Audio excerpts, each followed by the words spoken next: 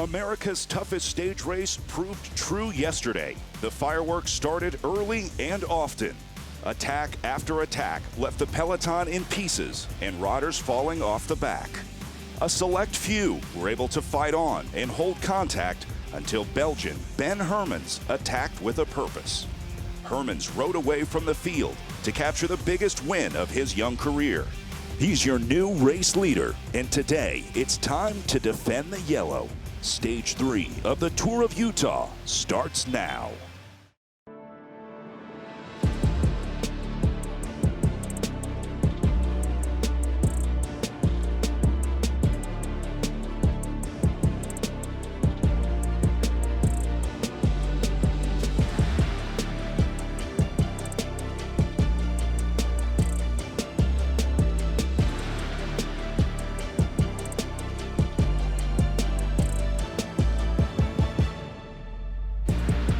Antelope Island on the Great Salt Lake is the start of Stage 3 of the 2019 Larry H. Miller Tour of Utah. Stage 3 presented by BYUtv and BYUradio. Get podium-worthy programming on their free apps, available in the iOS or Android stores. And this is the finish high above North Salt Lake at the golf course here. In between, a lot of flat racing and then the circuits at the end that are going to challenge even the climbers today. It's a really tough finishing circuit. Almost 6,000 feet of climbing in the last 30 miles of the race, and they'll be doing this climb 4 times. It's got a 13% maximum grade. Look for this to be not just a typical day in the saddle, but a real GC battle. Well, 13% might be a break, especially after yesterday going up Powder Mountain, where the grades were 16 and higher, as Peter Stetina on the final pole is out front, and then he gets passed right here by Ben Hermans, the Belgian, who will wind up with yellow before the day is over. Hermans on the brutally steep slopes of Powder Mountain, powering away from Piccoli, and then extending his lead all the way to the top. He eventually would end up with about 20 seconds. So not a huge margin for him in the battle for yellow, but a big victory nonetheless. And this is the added portion of the stage that was added for this year's race. A couple of 100 meters of dirt at the very end. But Ben Hermans, well, he has the lead. He wins the stage and has the yellow atop the podium. Let's take a look at the overall GC. There is your top man, and these are the remainder of the top 5 right now. And you saw the margin not all that great as Piccoli sits in second, Eck is third, then Stetina, and the former winner, Joe Dombrowski. Top 5 in the general classification are the top 5 finishers from yesterday. Here's some other notables. Kyle Murphy, Almeida there, Britton, a former winner, Craddock, who was in yellow before yesterday, fell down to 9th. And don't forget about Badilatti, the Italian. He's a teammate of the overall race leader, Ben Hermans. Hermans will depend heavily on him to protect that jersey. So today, the race begins on Antelope Island in the Great Salt Lake, and they'll make some laps on it, and then they'll cross the causeway and go back to the mainland. And then it's relatively flat for most of the stage, but at the end, those climbs loom large. Yeah, very tricky finish. First, they'll go up over the Bountiful Bench, which they have done before when we had the finish in Bountiful. Then they come into the finishing circuits, and they will go up that climb 4 times before they finally finish the race. 13% max. This is an attacker's paradise for a finishing circuit.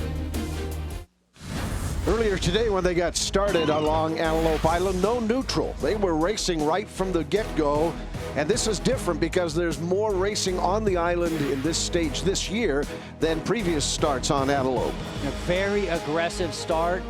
Everybody trying to make the break. Attack after attack would come right away. The field strung out almost the entire first hour of the race. We saw groups as large as 20 riders eventually would get away and then get caught again, and nobody easily escaping the peloton. Joe Dombrowski, former winner of this event, had a problem early, needed a wheel, raises his arm and is going to get a front wheel from his team car. It's going to take a while to change this, maybe a surprisingly long change on this one, and Dombrowski obviously anxious to get back and try and catch back with the peloton again. Eventually they get it all squared away after a pretty extensive wheel change as far as time is concerned, and he's on his own for a while, and then he gets a little bit of help as he works his way back up as his teammate Alex Howes comes back to help him navigate back and maintain contact with the peloton again. But he'll ride a while by himself before Howes leading him on. This is what it's all about in a team. You're looking out for your leader. Dombrowski on the stage yesterday was their best placed man in 5th. He's 5th overall. Howes, the national champion, riding the Stars and Stripes jersey, comes back, brings him into the pack. And then our yellow jersey wearer, Ben Hermans, blistering pace early today. These guys were really moving, and Hermans sitting in the middle with his Israel Academy team right there, getting a little help, says, come on, we got to move. Yeah, tough day. You can see just how hard these guys have been pushed on the, really all the teams on the offense, and the Israel Cycling Academy team being put heavily on the defense. Mishap coming up here. Watch the pickup truck on the right-hand side. It's parked on the curb there, and riders trying to navigate around it. It claims one, at least for the moment, right there. Yeah, Gavin Mannion, 2nd overall in this race 2 years ago, down, and he crashed a couple of days ago as well. So he already has stitches in his knee, crashing again, and probably at about 30 miles an hour. That had to hurt. Then he makes his way back up again, and this is now live racing here. Warm day today, 88 degrees, supposed to get up into the mid to upper 90s, 15% humidity, not much of a breeze to help them out. Forecast sunny, and you can add and hot as well. Not a lot of shade on this course either. It's going to be in the wide open area of the bench above North Salt Lake. So they'll gain some elevation. It's a day when the air quality is good. It's clear. But it is warm out there, and you can expect that hydration is going to be another key to success today. Big time. Got to hydrate early, hydrate often. Just keep forcing the liquids down in the first 15 minutes of the race. And this is back to our peloton, and finally 6 riders have gotten away, actually fairly recently. It took forever for a break to stick. And the front of the peloton rolling along here with just a little bit over 32 miles to go in the bike race. Now the peloton wasn't letting that those big breaks get away either, because there were some names in there that they had to be concerned about, and certainly today some names up in the 6-man break up there that you'll recognize. Travis McCabe being one of them out of Worthy Pro Cycling. He's one of them. Marco Canola, the Italian Nippo Vinifantini, is up there as well. Alex Howes, who helped, we saw a moment ago, bringing Joe Dombrowski up from the Education First, EF Education First team. Alex Howes is up there as well, part of that 6-rider break. They'll be keeping close eyes on some of them, although with the GC situation the way they are, not too big of a worry with so much distance still to go. But who is in the break will be just as important as how far out they get as far as the peloton is concerned. Sure, and the peloton always has to pay attention to the composition of the breakaway. The highest placed man in that breakaway is the rider for Bridge Lane, Hayden McCormick. He's 8 minutes down. So they can give them a little bit of leash, really. As you can see, they're all the times behind, 8:15 back for McCormick, as everybody rolling through right now. The man on the back of that group at this moment, that's Nigel Elsay in the blue. Right in front of him, McCormick in the lighter blue. Then in front of him, Alex Howes with number 4 in his back. Canola on the front, 61, and Travis McCabe, number 75. That is your breakaway group. McCabe would have been considered, and still probably remains, one of the favorites in this one today too, because he's got the ability to sprint, but also perhaps got the punchiness to be able to get up these climbs.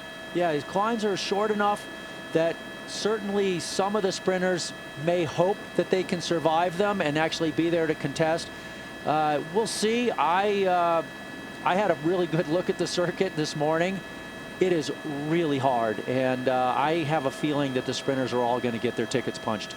So stick around, because stage 3 continues. We'll be taking you all the way to the finish here on the North Salt Lake bench. The 2019 Larry H. Miller Tour of Utah is brought to you by the Larry H. Miller Group of Companies. More than 80 businesses united by one simple mission of enriching lives. Zions Bank, for banking built to keep up with life. Zions Bank is for you. University of Utah Health, official medical provider of the Larry H. Miller Tour of Utah and you. Snowbird, proud partner and host venue of the Tour of Utah. And by the Utah Office of Tourism. Experience life-elevating moments in and between Utah's mighty 5 national parks and on the greatest snow on Earth. Antelope Island, the best way to see the Great Salt Lake, is a craggy adventure destination, home to 36 miles of hiking and mountain bike trails, meandering among free-roaming bison and antelope herds who keep watch over alluvial plains and Precambrian rocks that are among the oldest in America. It's also a great destination for camping near Salt Lake City. If you need a break from urban life, excellent for seeing the park's dark skies. It's a Utah state park that has the quality of a national park. To understand why, you'll have to see it for yourself. And just a look at the herd of bison a moment ago. That look at Antelope Island brought to you by the Utah Office of Tourism. Begin planning your next life-elevated adventure at visitutah.com. Well, life elevated and maybe cadence elevated. They start working up the climb here, one of the earlier climbs. That peloton a minute and 50 seconds out front. The length on the Cat 3 climb up Bountiful Bench is 1.5 miles. Max grade is 14%. They pick up 5,141 feet in terms of elevation. The gain is 728. Their elevation is at 5,141. And they've still got a little over 29 miles before they finish. So a lot of work still ahead for this group on a very hot day. Yeah, indeed. And they're used to this climb, at least some of them, because they've raced this race before, and Bountiful Bench has been a regular climb in this race. What they're not familiar with are the 4 climbs and the finishing circuits. And we'll see just exactly how much damage it does to the peloton. Time to go inside the tour. We go out on the course on the moto with Chad Andrews. Chad. Because I'm gonna dump some potato on you right now. I did talk to her earlier, Pro Cycling Scored Fraser, and I was asking about Travis McCabe, and I said, how can Travis win the stage? Well, he said he's got to get in a break, but unfortunately the white jersey was following him everywhere. Well, Travis is in the move. Then I talked to Education First about Alex Howes, and quite frankly, typical from those guys, they were non-committal, uncommittal, so I was like, well, what about Alex's chances for today? Being that he's very similar to Travis McCabe. He said, not today. Well, Alex is in the move too. I did talk to Israeli Cycling Academy, and they feel that this sets up absolutely perfectly for them. They've managed the race very well. They've turned it over to Elevate a little bit. They think either A, they can keep the jersey, or B, get the stage win. Huh. Well, there's a lot of bike racing to go, and they've got a little confidence. Absolutely. Chad's report brought to us by the LHM group of companies. It's more than 80 businesses united by one simple mission of enriching lives. Well, you can see that you're getting, again, miniature separations here, but this group of 6 riders has still got a lot of work to do. And again, I think it seems to me the peloton is going to keep a very close eye on them. They're not too worried about anybody there in the GC situation, so maintaining the yellow or going after the yellow for those riders that are in that second and third, maybe 30 to 45 seconds back, certainly will be the primary goal.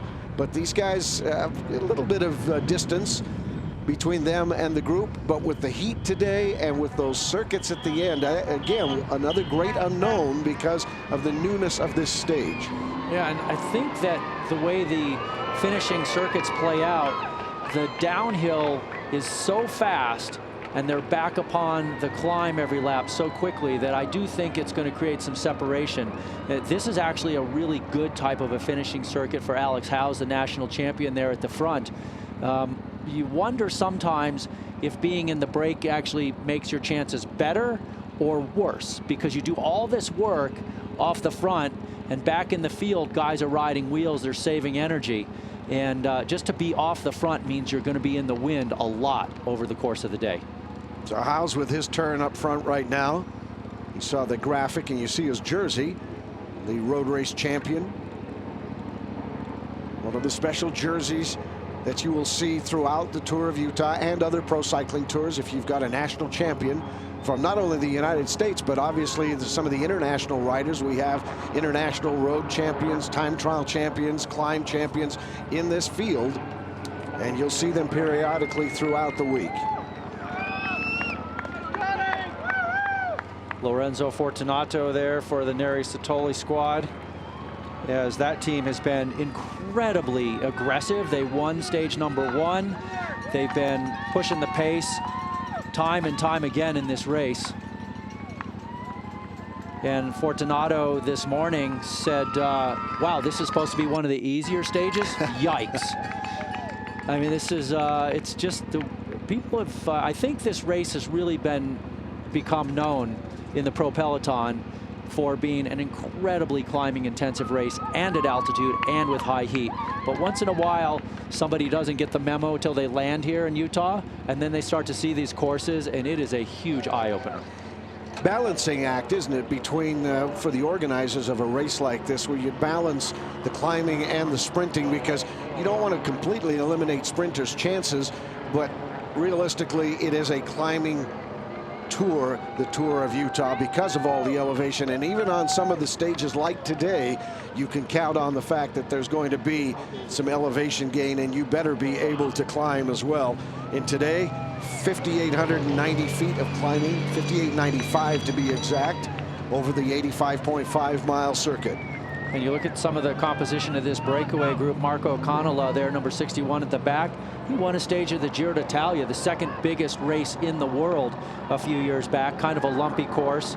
And the Bountiful stage that we've had in this race before, he's been second in that stage back in 2017. And he won the Salt Lake circuit, so he's had a lot of success in the Tour of Utah. He's been here, I believe, 4 times participating in the Tour of Utah. So Canola, a guy to look out for. Out of the saddle right there on the top of your screen as he rides on the outside of Nigel Elsay, the Canadian for Rally UHC. And you can see the suffering here. I mean, this is just, these climbs are steep. It's really hot out, and Elsay looks like he's in trouble. Travis McCabe on his wheel there. A little bit of movement now up front for this KOM situation. Yeah, Alex Howe saying, you know, you don't get many gifts in cycling. This looks like an easy KOM sprint to win. I'm going to go for it.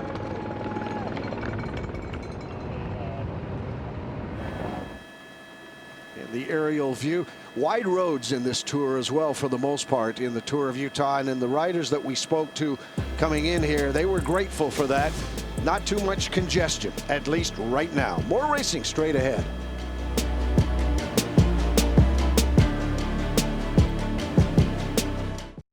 It's time for University of Utah Health Tour Insider. Crashes can occur at any point during any stage of the Tour of Utah as the riders are in close proximity to each other.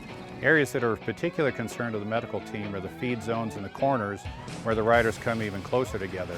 The magnitude of a crash going downhill when the riders may reach 60 miles an hour can also be worse, particularly in this area of Big Cottonwood Canyon, where the roads are steeper. The medical team must remain vigilant throughout the race in order to provide appropriate medical care. And hopefully the medical team will not be kept too busy this week. It's been relatively sedate so far as we go back to live racing. This is a look at the peloton on the climb. And they better get used to this throughout the afternoon. Still a long way to go here in this third stage. Finishing on the bench at the Eelwood Golf Course in North Salt Lake, one of the numerous golf courses that dot the Salt Lake metropolitan area and the Wasatch Front. And we are fortunate to be backdropped by the driving range and a couple of the holes here with our broadcast studio, Utah Sports Commission broadcast booth. We've got the great seat and the great climate with the air conditioning on in here, but out on the race course, a little bit of suffering going on there. Yeah, no doubt that today is going to be a really testing day, and they haven't even really gotten into the meat of the stage yet. It's these finishing circuits. They're just under 7 miles in length, 6.95 miles per circuit, and they'll do 3 3/4 circuits, but they will go 4 times up the finishing climb. It's a great way for the spectators, obviously, to get into the race, especially at the end, and see where everybody is, what kind of leads they have, and to handicap whether they'll be swallowed up or not by the peloton. Minute 50 is the gap right now with these 6 riders in front of the peloton. they've been working, looks like, pretty well together. Elevate KHS, a couple men at the front of the field there. And their leader, James Piccoli, a great ride yesterday, second place, 20 seconds behind Hermans at the top of Powder Mountain. And this is the type of finishing circuit that I think really suits Piccoli. Steep climb, he's got a lot of explosiveness, and some climbers are more like Diesels, and some have punch. Piccoli is a guy with punch. This could be a great finish for him. He's in the most aggressive rider from yesterday's stage number 2. Watch that man with the red jersey, rider number 81 today. Still very much in the GC hunt, and he is still very, very confident in his form and how he's riding, and Kristen Kenny caught up with him earlier today. Well, stage 1 was unfortunate for James, but you battled back in stage 2. How much was it about redemption? For sure. I mean, stage 2, the Powder Mountain Day, presented by Monster Hydro, that was a big day for me and the team. We knew that GC hopes are essentially set up on that day. I mean, that's a really hard climb, and you know, it was really important for us to do well there, and which I think we did. A little bit of extra fuel yesterday because of the events that happened on stage 1. I got a lot of messages of support and words of support and encouragement from riders and directors and people around the race, expressing their support for what happened and the call that was made. But that was in the past, and on stage 2, I tried to use that to the best of my ability to push me forward. And I can be satisfied. I obviously would have loved to win yesterday, but I can be satisfied with our place on the day and on GC, and I think we have everything to race for in the week. Yeah, you said that you're all going for the GC this week, so you're looking at today. What can you do to make up that time? So I think today has the potential to be one of the hardest days of the tour. I think that a lot of people don't appreciate how hard this circuit is. The race can really explode today, depending on how it's raced. So, I mean, every opportunity is a day for. Every day is an opportunity for GC here at Larry H. Miller Tour of Utah, because it's also hard. But today really can make or break the race. Well, thank you and good luck. Guys, James Piccoli, can he get back in that yellow today? We'll see. All right, Kristen, thanks very much. He's an interesting story, by the way. He was an engineering student at college in Canada, and he admits he doesn't have a lot of money. So when he needed a brand new bike, he bought a crashed frame from eBay and put the bike together. He also fabricated his own set of shoes because he couldn't afford the high price of the shoes. I mean, this is a guy who just basically figures out a way to get things done, not only in the race, but in the ancillary areas as well. And James Piccoli is a guy that says he's got a $300 coffee making machine that broke. He called the company and said, send me the parts. They said, we don't recommend that you try and take it apart yourself. He did, he fixed it, and he enjoyed his morning cup today in his newly renovated coffee machine. He's still caffeinated. He's still caffeinated, well, right? and the thing about him in 2017, when he really burst onto the scene, he was about to retire from the sport. Elevate KHS said, hey, come to Utah with us. We saw him almost win that mountaintop finish stage, and since then he has been really aggressive and very much an effective man in the harder stages of racing in the U.S. Yeah, let's take a look at his week. It began on Monday when he was in the prologue. Didn't get it done. He was 5.55 seconds behind. And there's a look at him. He gets the prologue in his Piccoli, and then he comes back on the second day. Had this mechanical, may have actually got the second stage, but he had the mechanical late, and then had to get back onto the back, utilize the car, got penalized a little bit, but then yesterday decided this was a day he could perhaps regain some time, and you see that he got second place there, but he's only a few seconds behind, and you heard he likes his chances today. He liked them before he ever got into the tour. He looked at this stage as one of the stages that he could excel in, and we'll see where he is. Right now he's still in the peloton, but he's riding well, thinks his form is good, and feels very good about his GC chances. So James Piccoli, who has won me a few points in our broadcast picks over the course of the week so far. And then somebody else, I think it was my partner, took him today, so I couldn't. Well, you know, you got to go with the winning formula. And this is as they plummet down Indian Springs Road. Piccoli, in that interview with KK, you notice he talked a little bit about the unfortunate circumstances on stage 1. He had that mechanical. He ended up getting motor pacing a little bit to regain contact with the field. He got a 20-second time penalty.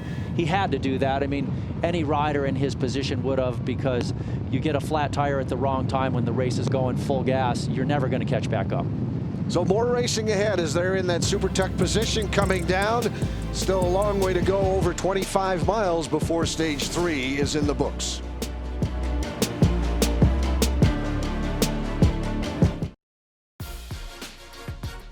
A moment ago, I alluded to our broadcast picks throughout the week, our little competition with the broadcasters.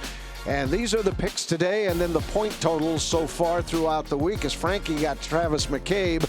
Not sure Travis is going to be getting anything today. And then my good buddy who just jumped in and took James Piccoli from me today, Todd, sitting there with 1 point. Ben Hermans taken by Chad Andrews today. Kyle Murphy from Brad. And I've got Joe Almeida today, the Huggins-Berman rider.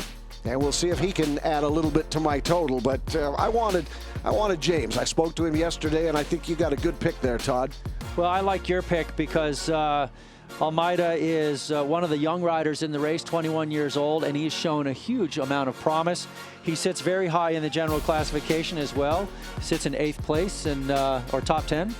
So well, he's a good outside chance today. Yeah, he also just signed a new contract with a WorldTour team. So looks like we got a mishap on the turn here. Just right coming out of the apex of the turn, and we've got one rider down. It looks like it is one of our Huggins-Berman action. Oh, there's the road rash. Look at that on the left thigh. Thomas Rivard. Absolutely so tough when that bike comes out from under you. That hurts. That hurts. And you got to just shake it off. So they're pulling his bike off. Doesn't have a front wheel on it, so they got to put a wheel on as well. And let's see if we can find out what happened. It looked to me like his front wheel may have just washed out. But let's have a look here and see if we can see if he didn't even pedal. He didn't dig a pedal. He just lost his front end. And slides right off. This is going to give you the ground level. Oh yeah, there it is. Ouch. That gives you, now you can tell how much it hurts. So he's back on, Ooh, that's a lot of road rash. Yes, it is, and a long way to go still. Oh. That is the world of pro cycling.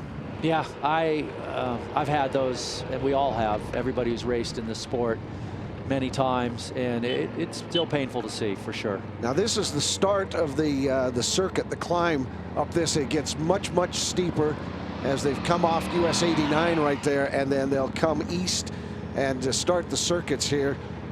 The almost 7 miles per circuit, and 3 3/4 of them, as we look at that profile, you can see where they're going, and still very difficult climb to come. And then, as you point out, so quickly they go back downhill and then come back right up again to the climb. So there's not a lot of recovery opportunity. Yeah, I completely think that today is going to be a very dynamic finish. The peloton chasing pretty hard at this point. They're still 1:50 seconds back, but the peloton is going to start to break up as well, and riders who are dropped are not going to be able to get back into contention. Still the lead group of 6 riders, and they're out by 1:50, and then right here, the front of the peloton. And if you're Ben Hermans, the overall race leader, who's back there in the yellow jersey, sitting in the front 10 right now, I think the man to watch is the man in the red jersey, sitting third wheel right now, James Piccoli. He's got his team on the front. He's showing his cards. He's not playing anything close to the chest right now. When you put your team on the front like this before the circuits and have them start driving the pace, you're broadcasting to the world, hey, our guy is here to win the race. Our guy feels good. He's going to attack. We're going to make this hard. And if you can follow him, do your best if you can. Yeah, he's made no bones about the entire situation, that he is here for the win. He's here for the GC. He talked about the fact that he got started late, relatively late, at 23 years old racing. A lot of conventional wisdom is that if you're not there by 23, you probably are not going there in the world of pro sports, pro cycling in particular. And now he's 25. He's been doing it for a couple of years and was ready to quit professional cycling a couple of years ago when this Elevate KHS team came to him and said, we'd like you to race with us in the Tour of Utah. He came to Utah, had success, and the rest is history. There's a look at Hermans, the man in the yellow jersey, deciding to get a little bit of space. But things bunched up, obviously, very tight right now with 1:55 between the peloton and the lead group of 6 riders as our racing continues here in stage 3 of the Larry H. Miller Tour of Utah.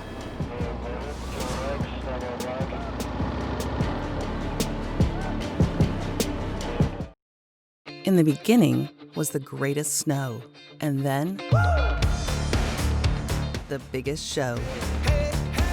But the encore is ongoing and growing. So I say jump to it, jump. Since 2002, Utah has hosted more than 150 World Cups, World Championships, or Olympic-related events at Olympic and other world-class venues. It might just make you feel better. It might just make you feel strong. It might just take you somewhere that you never would have thought. In the spirit of faster, higher, stronger, we're bigger, better, and broader. Winter and summer. And what's next? As the state of Utah and the Utah Sports Commission work to expand our Olympic footprint, we're ready, willing, and able to again welcome the world to the state of sport. I say jump. I say jump.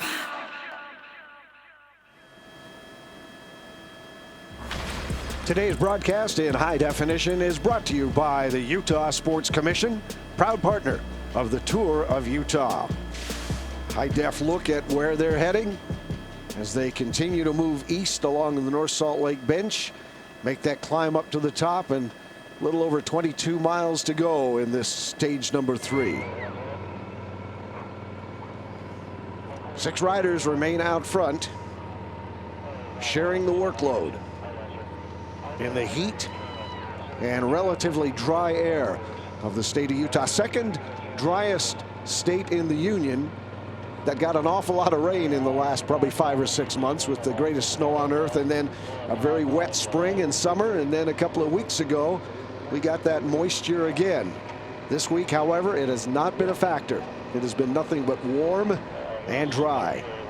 And when you're climbing and it's 95 degrees outside and the sun's beating down on your back and you have all that radiant heat coming off the asphalt, it feels really hot. You don't have the air blowing over your skin to give you that evaporative cooling at the slower speeds. It's some kind of a perspective look right there at the elevation, the climb. And look at the field. Look at how it's stringing out, gaps opening up at the back, and nobody actually going on the attack from the field. That's TJ Eisenhardt on the right side of your screen, yellow helmet, looking for somebody to just hand him up some water, a spectator, anybody. That's what you were talking about, how it's starting to fracture a little bit there in the peloton. And off the back, some people feeling the effect of the weather and the climb. And there's going to be a lot of attrition. They have 3 more times up this climb, and I anticipate that it will get harder each time because the pace will go up. And they've changed the timing parameters today as far as what you have to be within the time cut. The time cut today. It was normally, I think it was about 10% of time cut. Yep. Yesterday it was 12% for Powder Mountain, meaning you have to be within 12% of the time of the finish, of the finishing. Today it's been extended to 15% from the normal 10 that it would have been, primarily because of the way the course has been set, and most importantly the temperature, the weather. Yeah, and so now they're up to 15, and yesterday we lost Ignacio Prado to the time cut. Cost him a jersey. He was leading the King of the Mountains classification and the sprint classification, and he was about a minute outside of the time cut. In fact, yesterday we had 6 men in the early break. 5 of them missed the time cut at the end of the day. They did all that work, and then they hit Powder Mountain, and they were just cooked. and they got pulled from the race. So today it's been extended to 15%. Now the riders will be happy to hear that. I'm sure they will. Oh, and a little more aggression. Well, we've got it dropped to 5. One of the lead group has been dropped and is now a chase rider at 10 seconds.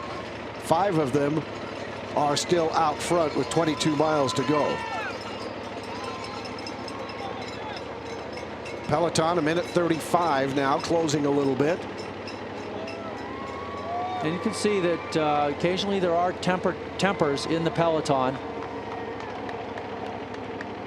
That's a look at TJ Eisenhart to the right of your screen, but here's a replay of what we saw there. A little bit of swapping paint. The Neri Satoli rider getting in Cullen Easter's face a little bit. Give me my space. Yeah, and that's Eduardo Zardini for Neri Satoli. Here comes TJ Eisenhart. First time we've seen him at the front of the field, number 121. It looks like he's actually just going for some, get to the right side of the road. Maybe he's got somebody up there to hand him some water. And on a day like this, if you miss your hand up, it can be catastrophic. Now this is the version of yesterday. We had the flying squirrel on the bike, and today we have the running Viking. Well, He's now run out of pavement, it looks like. Yeah, and this is one of the traditions of cycling. The fans, they can get very close to the action, and they often like to try to play in the action, if you will. They like to become part of the event. And sometimes they try a little too hard and they impact the event. We've seen them crash riders by accident. So 1 kilometer away from their first pass under the start-finish banner, or the finish line here, as the case may be today. When they hit it for the last time, this will be the opportunity, if there are several riders still in contention, to see who's got the legs left. And notice we only have 5 men left in the break. Nigel Elsay has been dropped from the break. So unfortunately for Nigel, no more representation for his Rally UHC team in the break. And you know, it's actually important, because if you have a rider in the break, that means that your team has options. If one of your guys goes up there, he's got a teammate, or if the other riders in the field are chasing, you don't have to chase because you have a teammate in the break. Now you get a look at the last little downhill. This is the first time through. Look at that. Howes straight into the super tuck, sitting down on the top tube, chest on the bars. McCabe behind him for Worthy. And there's no KOM sprint this time through. The next 2 times, there will be King of the Mountain points at the top of the climb. So McCabe will come through first this time with 3 laps remaining. Almost 21 miles left. And here's a look at the peloton. The group still together for the most part.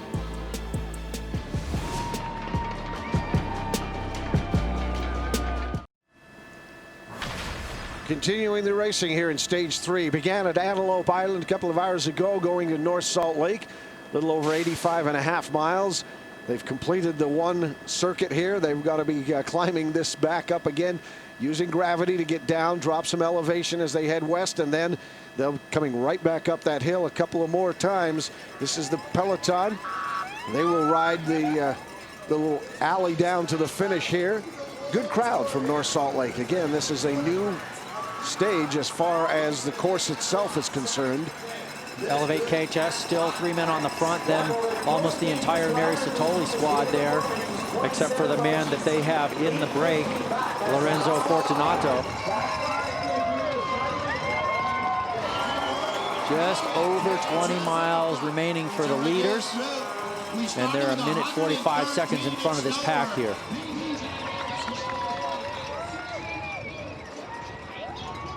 Just some of the international flavor there, the New Zealand flag. You saw the Israeli flag a few moments ago. We've seen the Canadian maple leaf in support of James Piccoli.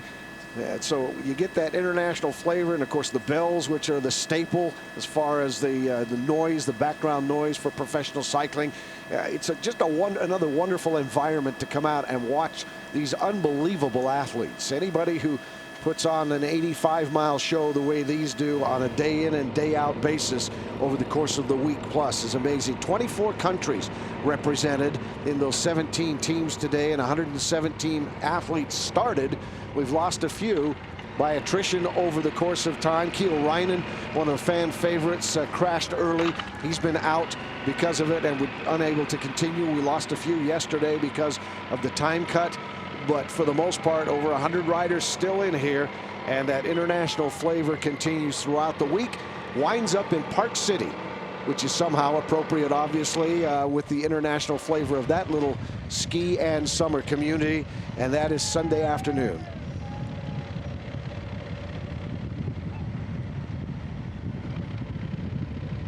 Five riders up front still, Todd. Yeah, and a lot of pressure being put on Elevate KHS. They're taking it. Oh, and look at this. There's the yellow jersey of Ben Hermans. And I think, you know, and a little professional courtesy there by the Neri Satoli rider saying, hey, yellow jersey, go ahead, get in the wheel here. After you. Yeah, and it actually is a big part of the sport. When you earn the respect of the riders around you, they will give you a little bit more space. And Ben Hermans is certainly one of those guys. Two-time winner of the Tour of Austria, and maybe one of the big favorites here in this race this year. We're going to take another break. We'll step aside so that we can show you the racing that we expect to come towards the end of this stage. Right now, still pretty bunched up. Got some 5 riders out front, but expect that to change as the day wears on. Let's go! Yeah, I wouldn't miss it. It's going to be so cool. It's a life-changing moment for the rest of my life. This is the champion we've been waiting for. Dwight. Ow! Scott Stanley! Interesting choice of words. It's literally a big deal. My aim is to prove kindness can change the world.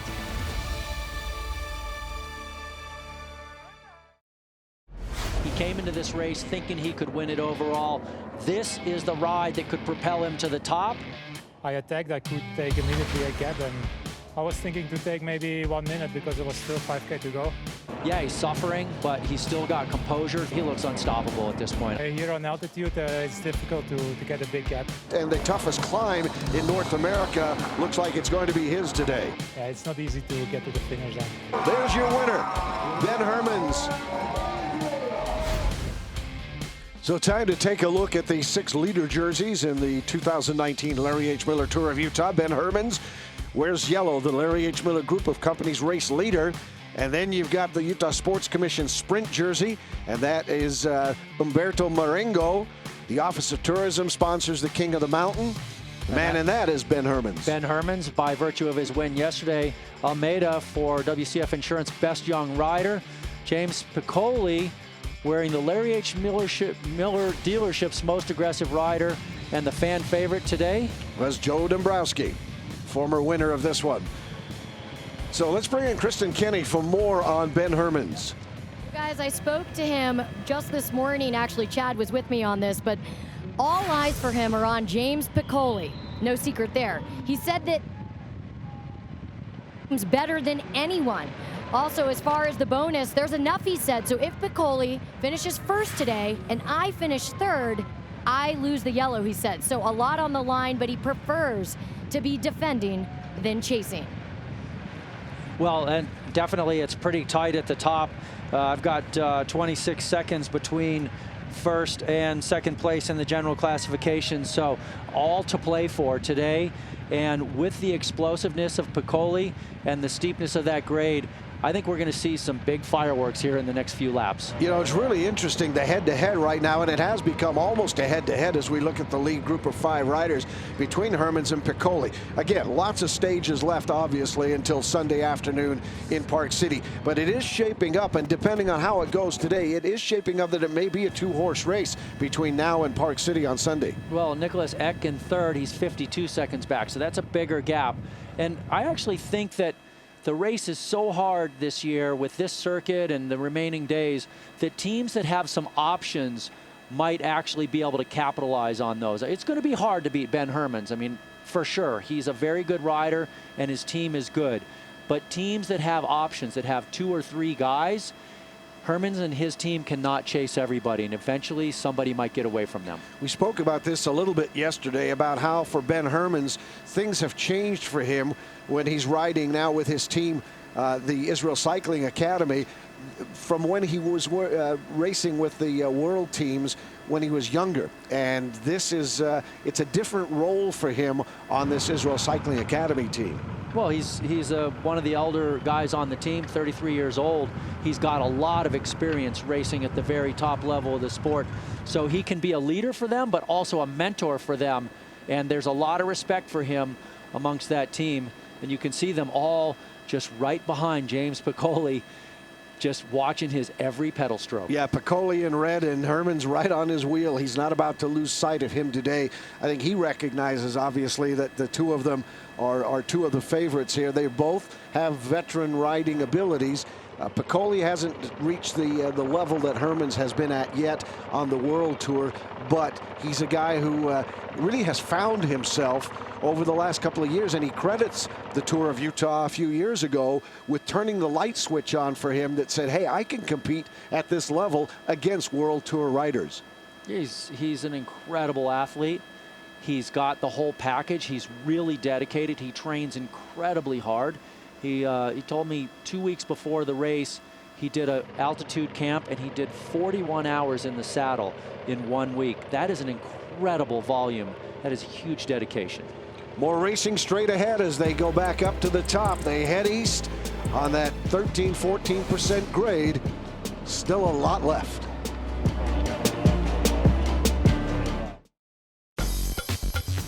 Bring on, but also watch the race.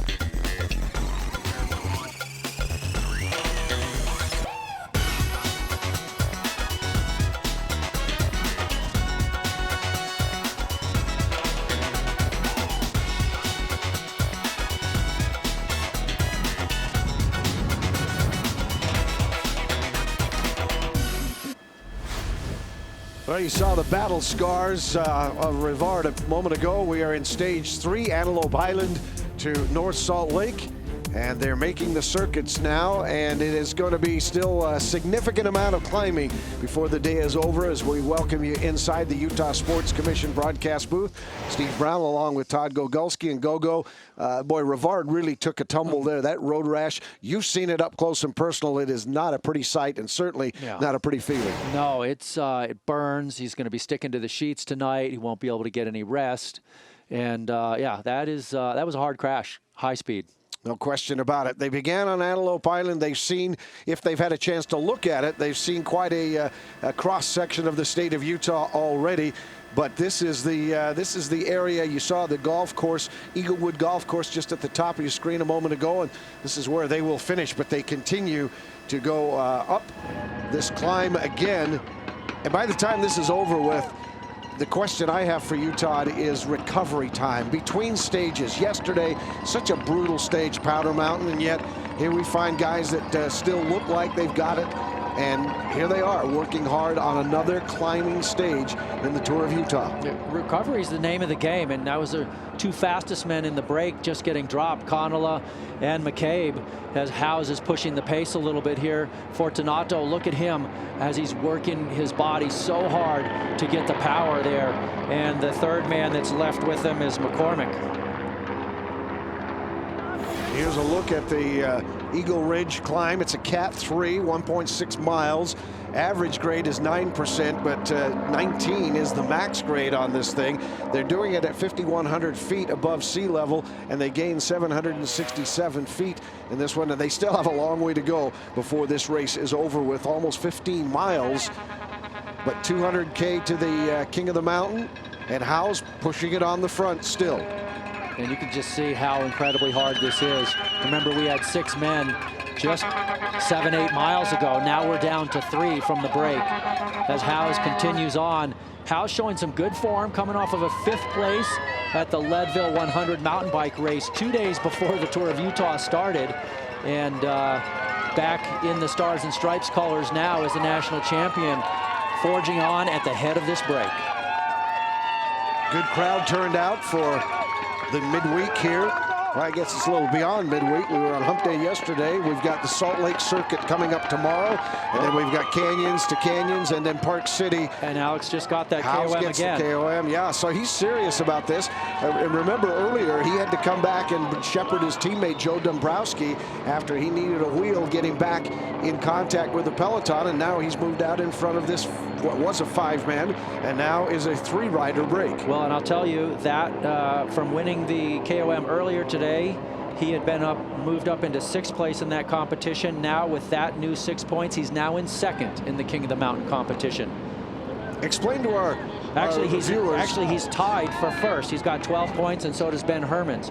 So, okay, I'll explain it. So, on the different rank climbs get different points. This is a climb that's a category 3, so it's 6 points to win, 5, 4, 3, and 1. So those are your top 5 places. So he just picked up 2 first places, and now he's got 12 points. It ties him with Hermans for the KOM competition. And the reason that that's important, I mean, there are obviously extra financial incentives, perhaps from the team situation and from the tour, as in the Super Tuck, they come down through the finish line again. But if you're a rider, it's a way to pick up some additional financial remuneration as well, but also to move up in your team rankings. I mean, these are accomplishments that do not go unnoticed. It's exposure. You're leading. If you're in the King of the Mountains jersey, every day you start out, you get introduced, 2 laps to go, and you ride in that jersey all day. And if you can win the King of the Mountains competition in America's toughest stage race, that's a feather in your cap. You are one tough bike racer. So 2 laps to go as the peloton comes to the top, trailing by 1 minute and 20 seconds. 3 riders out front, then an additional 2, the chase riders, and then the entire peloton at 120. So gap coming down, not super fast, but it is definitely coming down.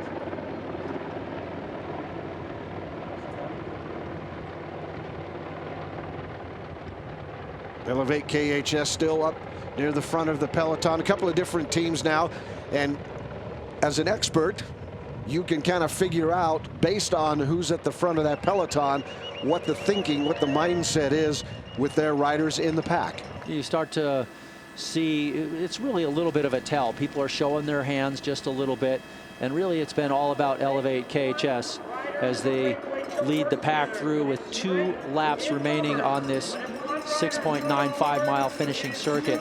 These next 2 times up the climb, I expect things to get a little bit more aggressive in the field. Ben Hermans still there in the yellow jersey, just a little further back, but still certainly in contact with the man he's probably most concerned about, the guy in his immediate rearview mirror as far as the GC is concerned, James Piccoli, who wears the most aggressive red rider, the red jersey rather, the American, or the Larry H. Miller group of companies rather, aggressive rider. And it's a Canadian, Piccoli, in that jersey right now. And Hermans, of course, the Belgian, in the yellow jersey, the overall race leader. Getting some water. Yeah, these are the feed zones that are so critical in this race. And you'll see some riders maybe trying to get a bottle from even somebody who's not on their team. If they miss their own soigneurs, they'll usually have 2 soigneurs handing up bottles. If you miss both of the ones from your team, you might try and get one from somebody else. Water is water. We'll step aside. More racing still ahead with a little over 12.5 remain.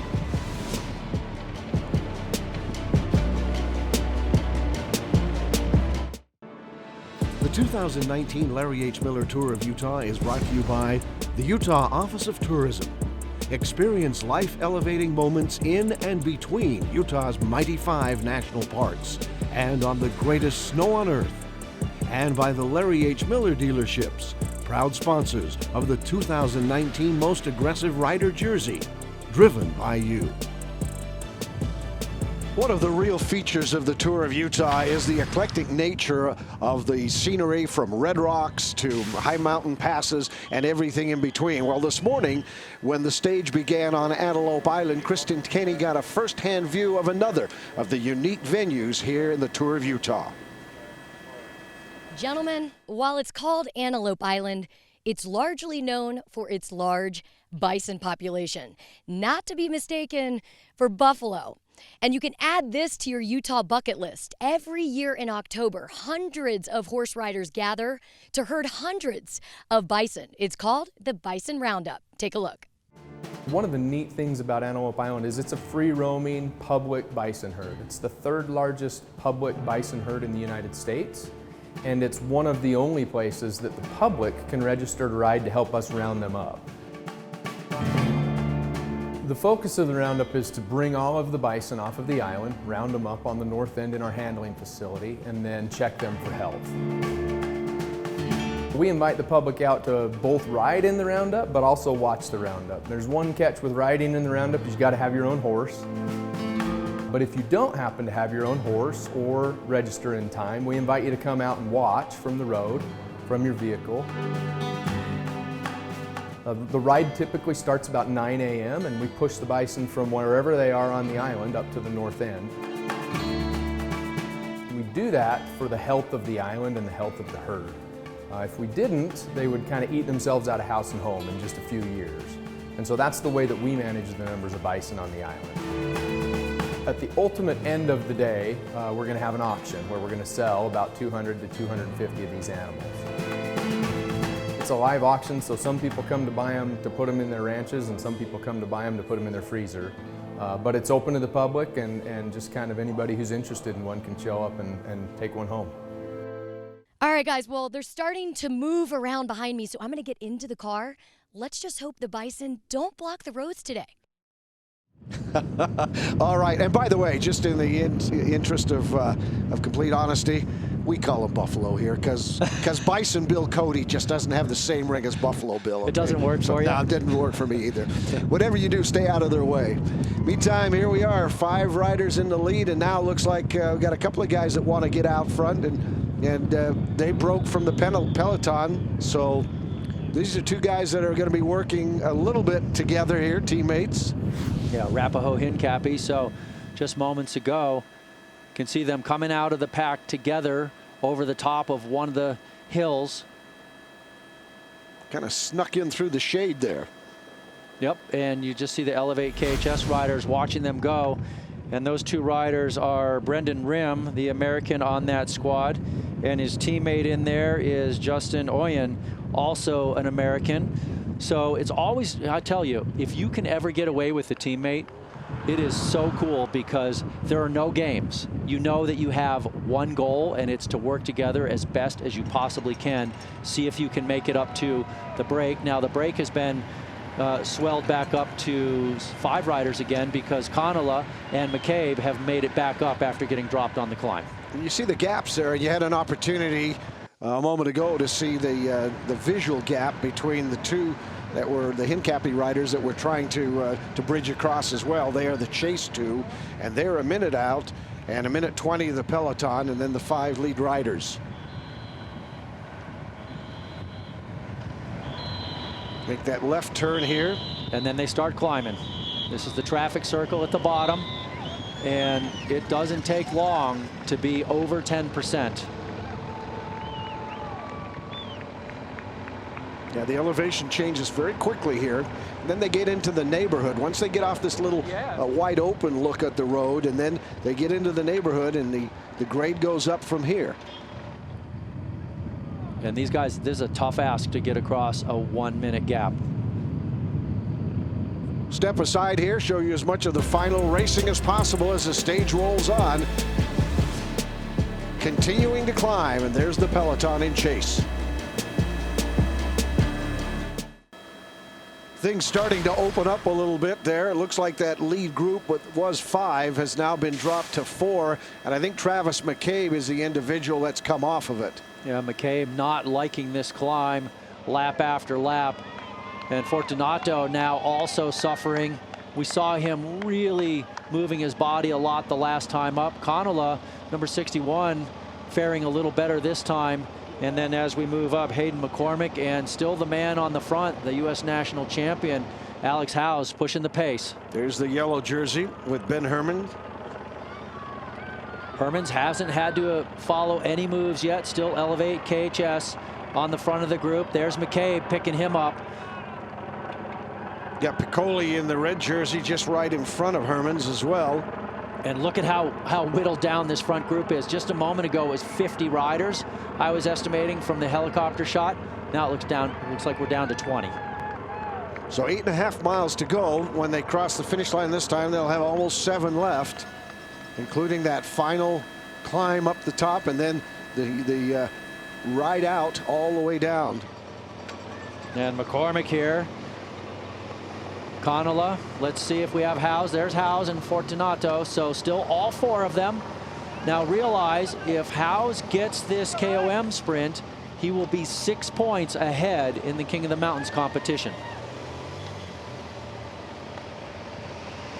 Right now he is tied with the race leader, Ben Hermans, in that competition.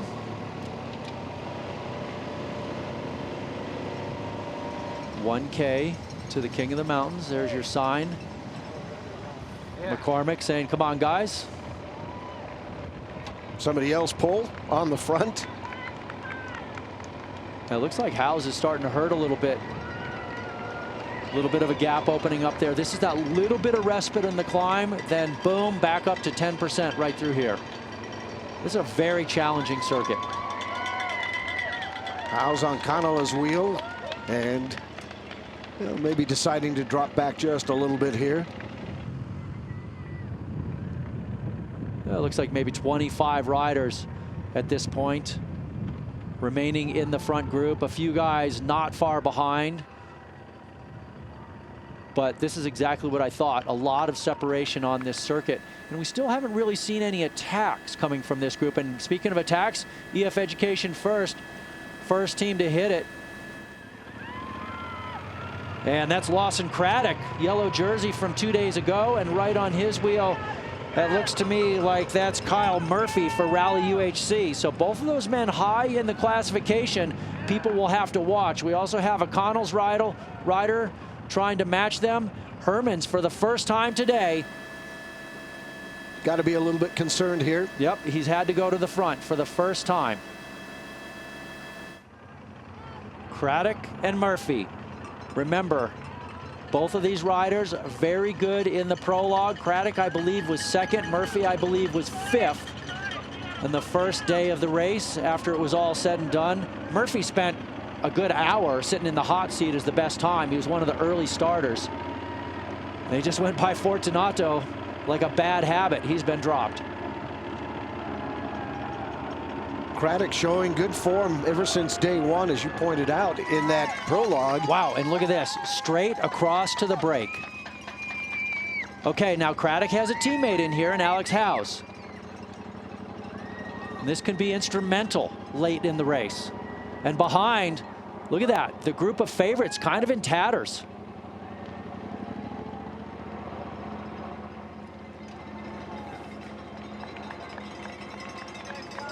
So Craddock comes in, they can give him some room to breathe. He's 256 down on Ben Hermans. The gaps yesterday were very large. Kyle Murphy, 135 down. Hermans right in the middle there in the yellow jersey. Trek-Segafredo rider up front. It looks like Hermans has his one climbing lieutenant in there. That's Matteo Badalati. And that's it in terms of teammates.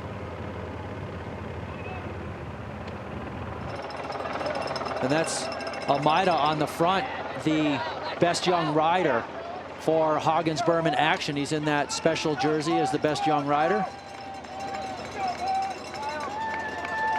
So just a little bit of a pause by Alex Howes. As soon as his teammate Lawson Craddock gets there, he then hits the gas. And they're coming up right on the King of the Mountain line one more time. This is the last KOM points for today. And Howes gets it. He is now the leader of that competition. Now they're thinking about a stage win and trying to move Craddock back up on the general classification. Craddock there, third wheel settling in.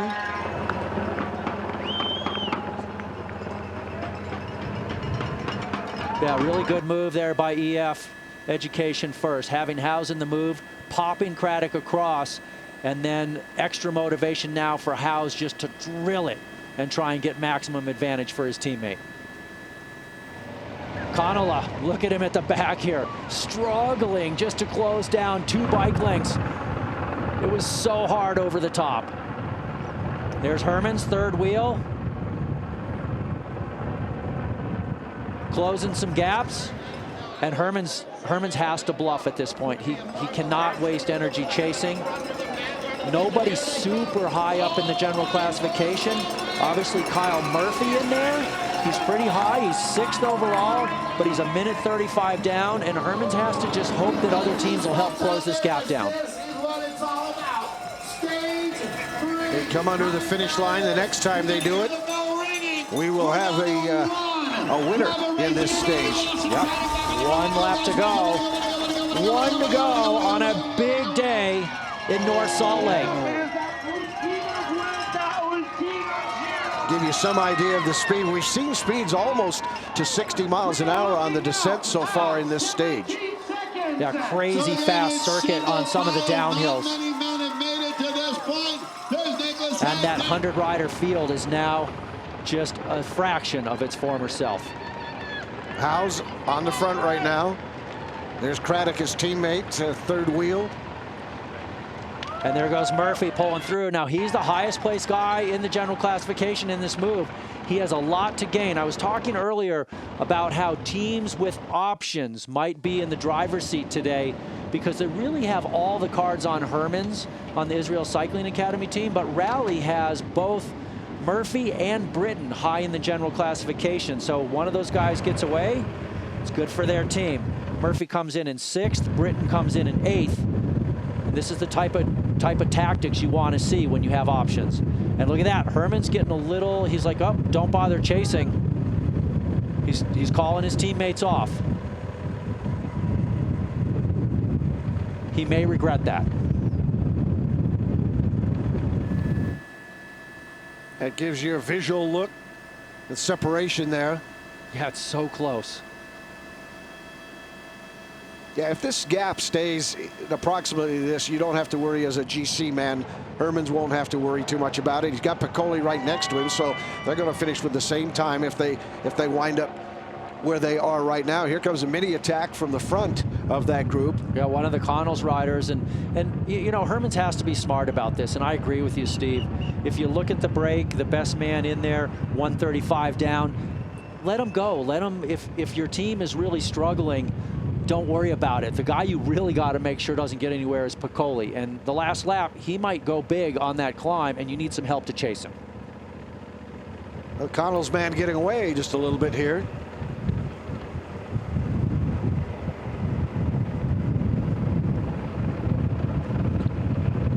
There's a little separation. 25 seconds is the gap. And 5 riders still off the front, taking their turns, working. 2 of them Education First, the EF Education First team. And they are sitting first and second wheel right now with Howes and Craddock.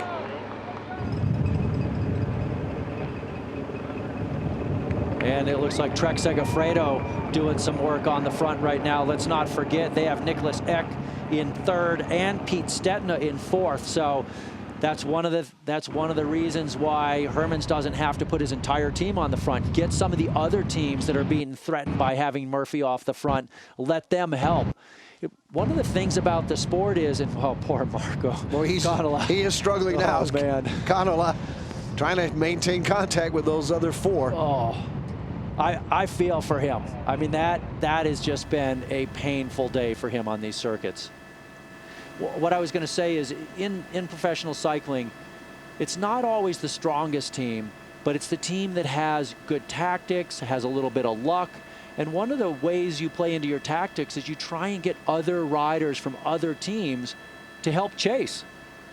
You could immediately put your whole Israel Cycling Academy team on the front to chase, or you could bluff a little bit and try and get Trek-Segafredo to get on the front. They're not in the break. They need to protect third and fourth. Get some help. Why not? And it looks like that's what's happening back in the peloton. In the meantime, the 5 riders spread out just a little bit up front now. This is that descent on Indian Springs Road. Easily over 50 miles an hour on this descent. And then this left turn, it's not quite a 90-degree turn, so they can rip it pretty fast. They don't have to scrub off a lot of speed. A little bit further down on the circuit, I believe it's the next left-hand turn after this. It's actually a sharper turn, and that's where we had that crash with Rivard. Went down, yeah. And the pavement there, you go from one pavement to another. This is a super smooth descent and super smooth turn right here.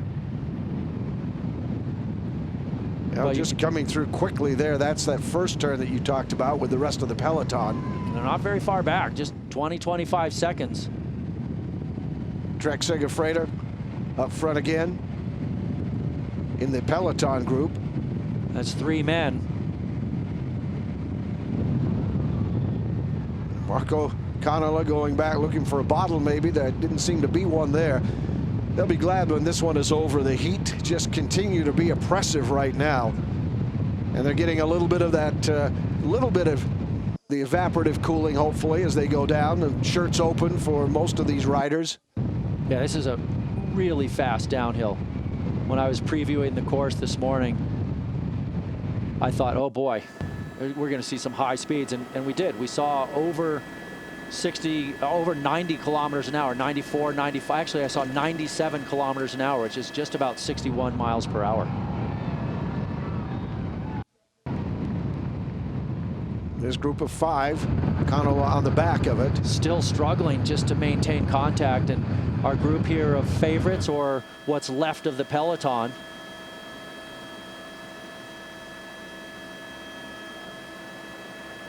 not far to go now. We'll come back and take you home with this group. Stage 3, almost. Back to the lead group here on stage 3 of the 2019 Larry H. Miller Tour of Utah. The finish coming up on the east bench here of North Salt Lake. And that is the group out front, 5 riders still. They've got a 25-second lead over the peloton with 2.7 miles still to go, which means they still have that climb to come up. You see the names there, Howes and Craddock. We've got Murphy, Canola, and McCormick. Who can hang together is the question, and will they be able to maintain and fight off the peloton with 25 seconds being the gap right now? The Trek folks out front, 3 of them, leading that peloton group and doing some work, as you pointed out earlier, Todd. Yeah, Juan Pedro Lopez, the stagiaire on that squad, who's just been brought on for the last few months as a guest rider, just to see if he might work out for a full-time contract next year. Also, Jacopo Mosca, the Italian, both of them doing a lot of work on the front for Pete Stetina and Niklas Ek, who are sitting in 4th and 3rd, respectively. This is the lead group going through right on the inside of the traffic circle at the bottom, and once again 13% grade right in front of them as around that corner. Final climb as they come up, then they'll make the turn at the top, and then as much as gravity will help them, they will come down for the finish here. Peloton is close to within 20. That's very close. This is it. This is where it's all to play for. All right, let's go inside the tour with Chad Andrews to let us know what's happening right now. Chad? Well, guys, if it's any indication to you what this circuit is like, I've been trying to go live with you, but it's been virtually impossible. We're either jettisoning down the descent, making left and right-hand turns fast, and then we're climbing again. So this course, we talked about it at the outset, is so hard. There's a few reasons why. First of all, obviously, how much climbing they do. The second reason is all the turns that we have to negotiate, and they are off-cambered really quick. And I think the final thing that we just haven't talked about that you may not be able to pick up on the live show is the road. We either have a really heavy road that's black and tar-like, or we've got a really bumpy one that's very gray in nature. So you throw all that in, whoever wins this stage, tip of the cap, because it is super hard. All right, thanks very much, Chad. Chad's report brought to us by the Larry H. Miller Group of Companies, and Trek-Segafredo on the front two, and Hermans kind of sitting in the middle of them, letting them do some work for him. And our breakaway coming unglued right now. As we saw, Howe's doing all that work. Now he has dropped. Murphy putting a big dig in here. He's got Craddock on his wheel. Murphy 10th overall at the Tour of Turkey earlier this year. That's a World Tour race. So he's got climbing legs. We saw him 5th in the prologue. We saw Craddock 2nd in the prologue. These are two very strong riders from that break. And they were the last two to join the break, so they didn't do a bunch of work all day. They actually still have some level of freshness in their legs. Question is, do they have enough to hold off the peloton? There's Hayden McCormick. He was actually the man who bridged across to the break as it was getting formed. He's done a great job to hang so far, but what's left of the field is charging behind. 20 seconds, the last margin we were able to detect there, and there's a look at it off the front again. Hermans in the yellow jersey, Trek there in the white. That's Pete Stetina on the front. Took a turn yesterday out front. Pete Stetina put out an awful lot going up and then was able to be reeled in on his way up to the Powder Mountain summit. But Peter Stetina with a good ride yesterday. Now back to the leaders again. 20 seconds. Anything could happen still. I'm wondering, looking like Lawson Craddock seems to be feeling pretty good, but it's hard to tell. Out of the saddle that much, it might mean that he's actually right on the edge. Right behind Murphy. Those two had a very great start in the prologue. Two of them exchanging the hot seat earlier, the very first day of competition on Monday. Seems like forever ago that we were at Snowbird. Yeah, it's a really intense race. Every single day seems to be one for the ages in the Tour of Utah. McCormick looking like he's about to get sucked up. And there we got James Piccoli on the right side. He goes on the attack. Immediately responding is the yellow jersey of Hermans. Who's got what left is the question right now. Yeah, and really, like, guys are able to respond for a minute. The question is, can they stay there? That looks like Keegan Swerble on the wheel in 2nd position. Indeed it is. Swerble for Worthy Pro Cycling. Trying to get a little redemption. Yesterday he didn't have the day he wanted. And Piccoli's just got to stay on the throttle and see if he can break these guys. Not much of a margin right now. Got 15 seconds listed as the official gap. Yeah, these two leaders, boy, this is going to be tough for them to make it. Very tough. And finally, Craddock coming to the front. He was following Murphy for a long time. I think he's realized the chase is coming. Hermans moving up on the inside there. Piccoli leading out right now. And honestly, really good move by Hermans. You do not want Swerble in between you and James Piccoli. If Swerble can't stay on the wheel, he opens the gap, you're gapped off. If you're racing for yellow, sit right on the guy you don't want to get away.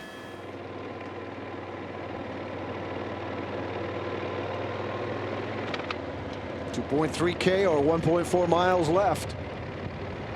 And that's Alex Howes with the pink helmet. You see Hermans there telling the moto to get a little further up the road.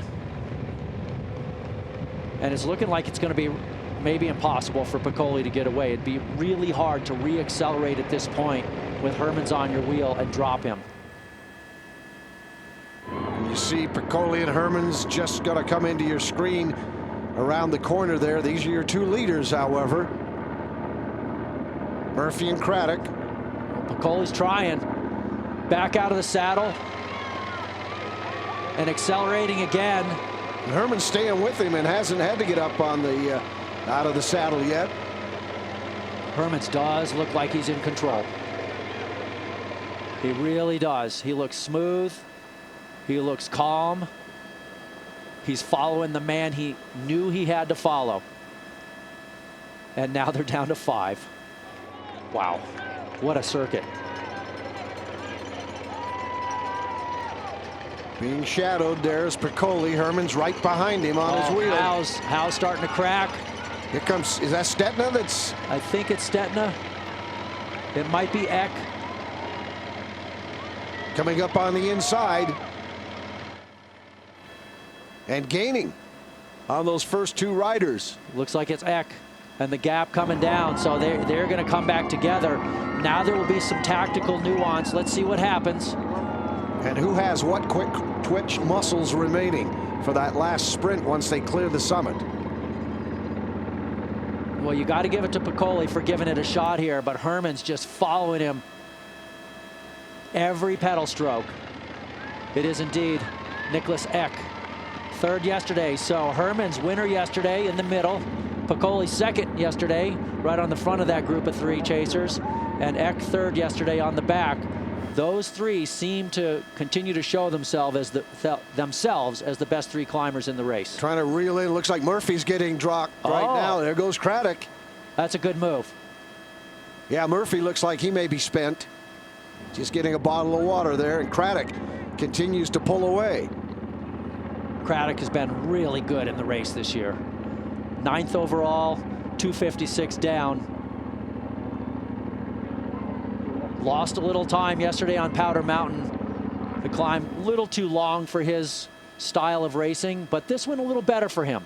Boy, look at him work now, though. Yeah, he's a lot of body movement. Just trying to suck in oxygen at elevation here. Yeah, he is going deep. He is seeing all kinds of terrible things right now, I can tell you that. Oh, look, here comes the attack, Hermans. Oh, Hermans. Wow. So Hermans, once again, the wily veteran, following Piccoli and going on the attack. No way. Looks like nobody's going with him. No one is going with Hermans. Right now, He's definitely in the driver's seat. Quick look over his shoulder. They will not catch him. No, they won't. He's almost to the summit here, and then it's downhill. They will not catch him. Ben Hermans trying to extend his lead.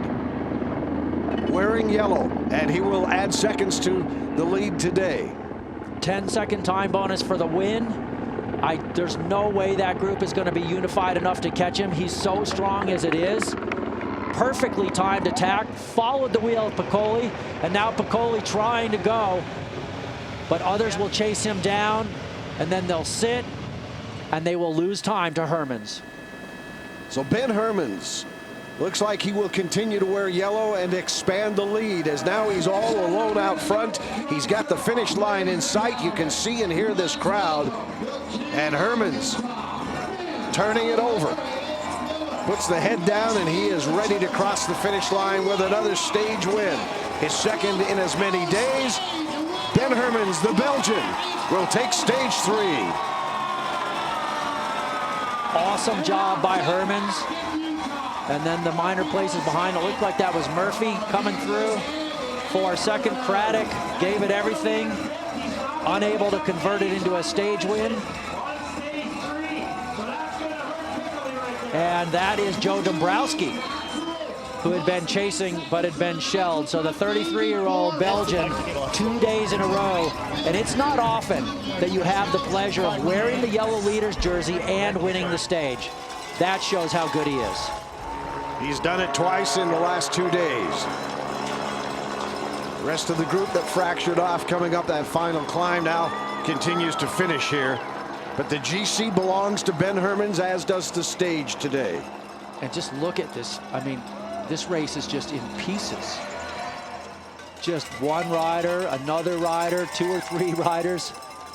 Unbelievably hard circuit. Yeah, when Hermans went, nobody able to go with him. So watch him down here at the bottom of your screen. He's ready. Boom. There goes Murphy. There goes Murphy. Only one man left on the road in front of him, Craddock. And he blows by him, and nobody could go with him. No response. Here he comes.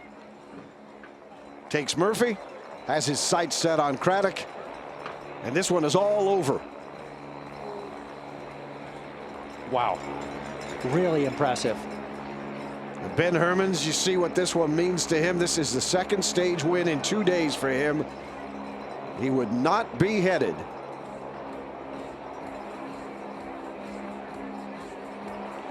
Check to see who finished second. And I've got it, he says, and there's no one there to argue.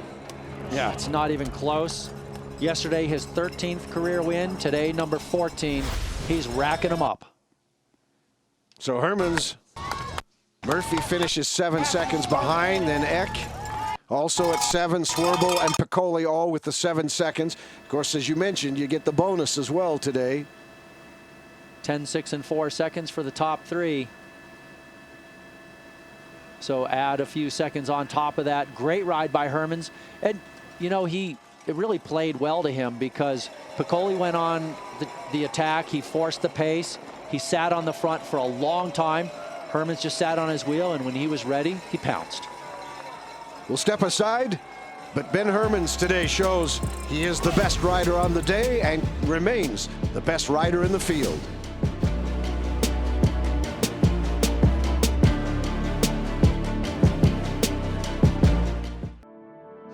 The 2019 Larry H. Miller Tour of Utah has been brought to you by Zions Bank. For banking built to keep up with life, Zions Bank is for you. University of Utah Health, official medical provider of the Larry H. Miller Tour of Utah, and you. Snowbird, proud partner and host venue of the Tour of Utah. The Utah Sports Commission, Utah, the state of sport. And by the Larry H. Miller Group of Companies, more than 80 businesses united by one simple mission of enriching lives. Our postcard of the day presented by the Utah Office of Tourism, proud partner of the Tour of Utah, inviting you to experience the mighty 5 national parks and all the unforgettable landscapes and communities in between. Then come winter, the greatest snow on earth. Find inspiration and itineraries at visitutah.com. Just a beautiful day, a warm one. They'll be glad to get back and get a little air conditioning as temperatures exceeding 90 degrees today, but it didn't seem to matter to Ben Hermans as his winning ride really took place coming up the final climb. He saw the folks in front of him starting to fade, and when he decided to go, there was no one who could go with him. Piccoli was ahead of him. He rode his wheel, but when it was time, he reeled in Piccoli, Murphy, and Craddock, and when he went, nobody in front of him could stop him. Lights out when Ben Hermans went on the attack. Piccoli gone, Murphy gone, Craddock right in front of him. You watch Craddock look over as he comes by. He can't even change his pace. He is in another league right now than everybody else, just storming away over the top, and not even a question that he wouldn't get caught. He might look around to see who's behind me, and the answer is nobody, or everybody as the case may be. And what this does, well, he wins the stage, but more importantly, especially with the difference in time and the time bonus, he extends his lead and wears yellow again. Leading the race. You never can count on anything going exactly to plan, so every second he gets is important. He started the day with a 26-second advantage. Now he's up to 43. That makes a big difference, gives him a little more breathing room. Still Eck in third. Murphy moves up to fourth, and Pete Stetina drops down to fifth. Some of the others we look at, 6 through 10, Joe Dombrowski, who had the wheel that he had to get early, and Almeida finishes 7th, Britton, Craddock, and Badalati. That's the GC standings unofficially. But our winner and the man in yellow is standing by with Kristen Kenny. Well, Ben, I spoke to you this morning. You said your eyes were on Piccoli. When he attacked, you remained calm. What is it that you were telling yourself in those moments? Well, I knew in the bottom of the climb that he was trying to go all out in the first part of the climb, and I could just follow, even staying in the seat. So then I knew that at the end of the climb I could drop him also, and if we were pretty close to the breakaway guys, that I can also win the race. But yeah, it's good to have this plan in mind, but it's not so easy to execute. I know, and we talk about this before. I mean, it's not often that a guy in yellow goes on and wins the stage race. When did you decide that, hey, I'm not just going to defend the yellow, I'm going to win this thing? Well, only the last 500 meters of the climb, actually. When I saw that the two guys in front, Craddock and Murphy, I guess, that they were completely exploding, and also Piccoli was at the limit, then I knew I can win the race, but I need to gap them before we hit the top of the climb, because in the sprint also you need to be a little bit lucky with the placing, and yeah, I could make a really big gap actually on the top, and this surprised me myself actually. So just 3 more stages left. How do you feel about your time gap right now? Yeah, but the time gap, I can be really confident. Also today, my team showed that they are really professional and really good in controlling the race, and we don't have to be angry. We don't have to be anxious about anything. I think we have this under control, and we just need to stay healthy and be lucky in the race. All right, congratulations. Another good day for you. Thank you. Circuit stage tomorrow, Todd. Different cast of characters. Totally. If you're a sprinter in the race, you might have a chance to do it in Salt Lake City. Well, the 8 circuits will wind it up, but stage 4 in the front view and 3 in the rear view. For Chad Anders, Kristen Kenny, and Todd Gogulski, I'm Steve Brown. That wraps up stage 3 of this year's Tour of Utah. The winner today, Ben Hermans, who retains yellow. Be sure to tune in tomorrow for stage 4 live coverage beginning 8 p.m. Eastern. For all the latest updates, be sure to check out tourofutah.com.